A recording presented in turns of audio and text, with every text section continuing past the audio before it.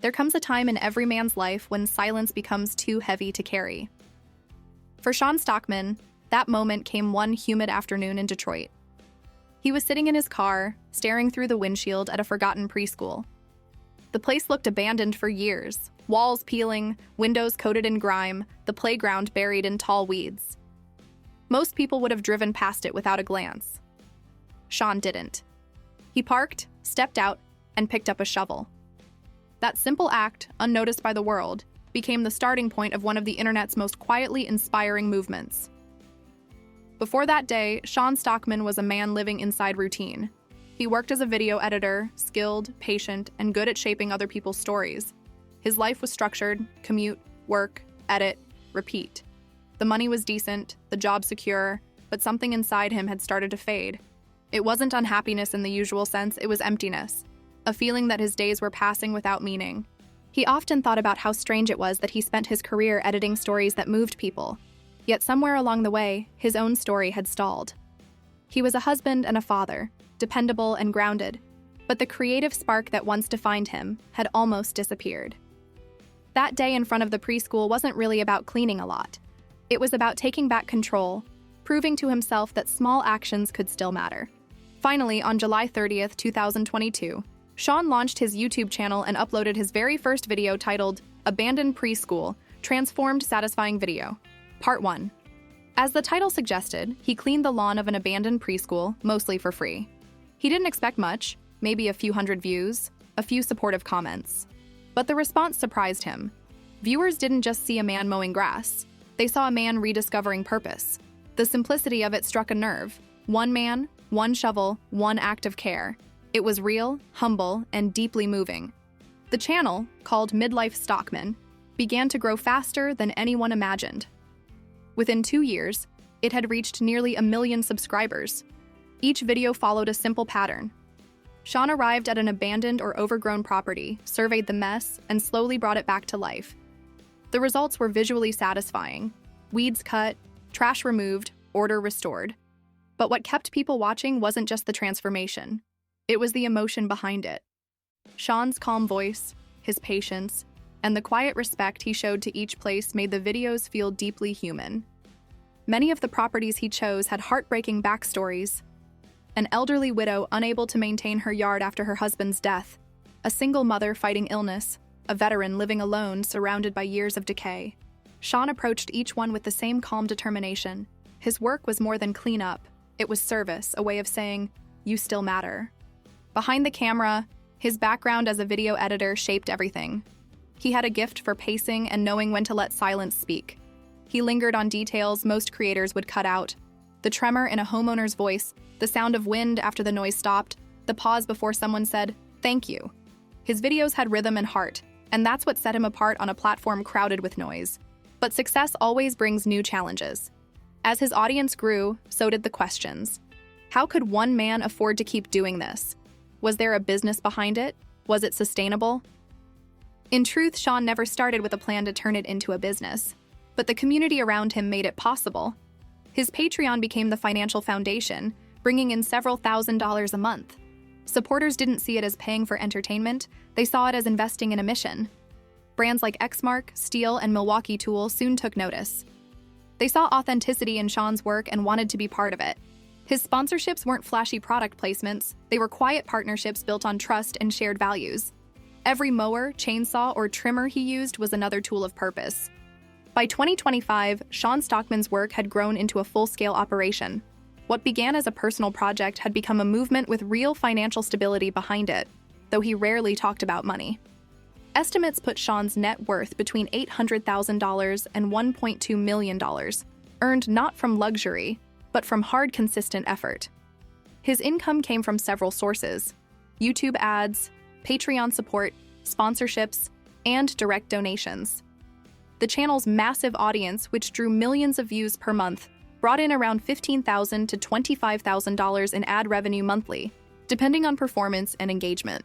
His Patreon community added another $8,000 to $12,000 each month, funding fuel, equipment, and maintenance. Sponsorship deals with companies like Exmark and Steel brought additional income, often in a mix of payments, tools, and collaborative projects.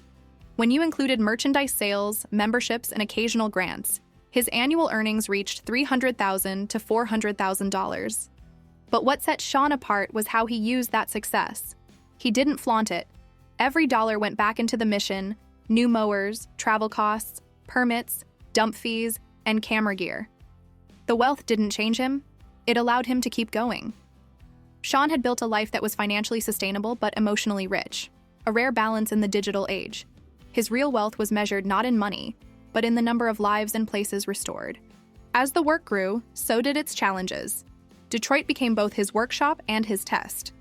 He worked in neighborhoods where hope had long since faded, where houses sagged under years of neglect.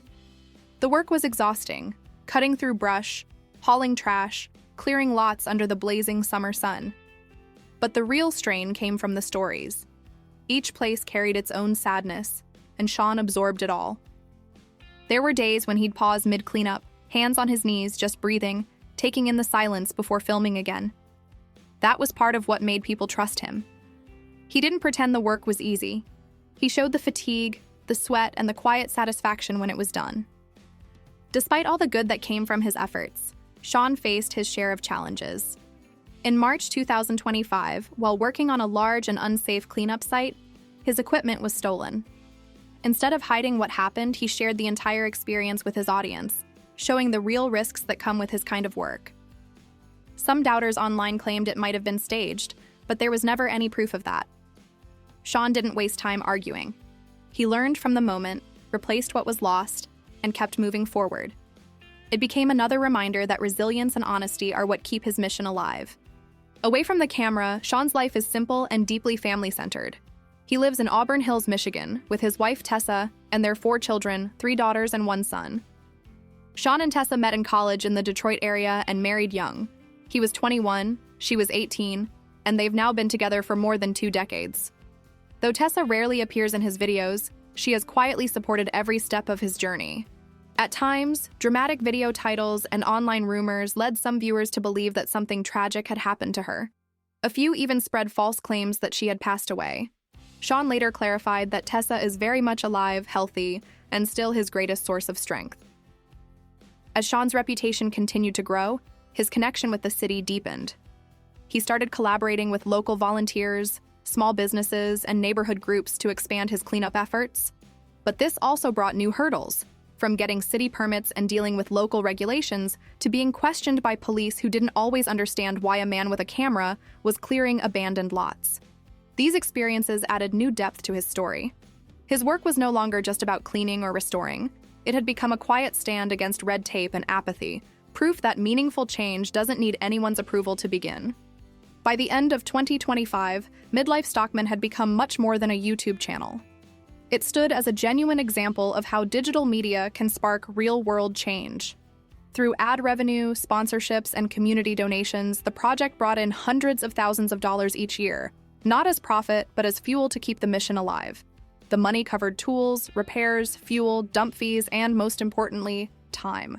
But Sean's story was never really about money or numbers. It was about rediscovery. He took what many might call a midlife crisis and turned it into something meaningful, a personal awakening.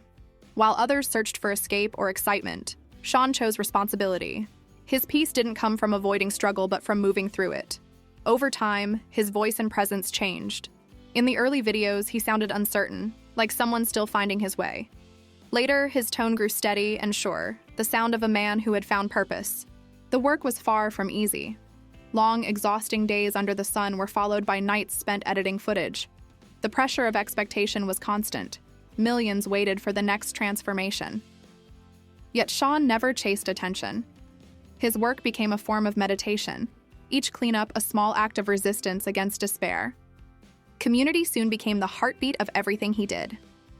But Sean saw community not as a word, but as an action, showing up for people who couldn't do it themselves. His audience understood that. Some donated, others volunteered, and many simply found the courage to take care of their own spaces. What began as one man with a shovel became a movement built on quiet care. Not everyone understood it. Critics called his videos performative charity, but those who truly watched saw something deeper. Sean wasn't seeking praise. He was showing what compassion looks like in motion. The soft thank yous, the moments of relief, the silence after a job well done. Those were his rewards.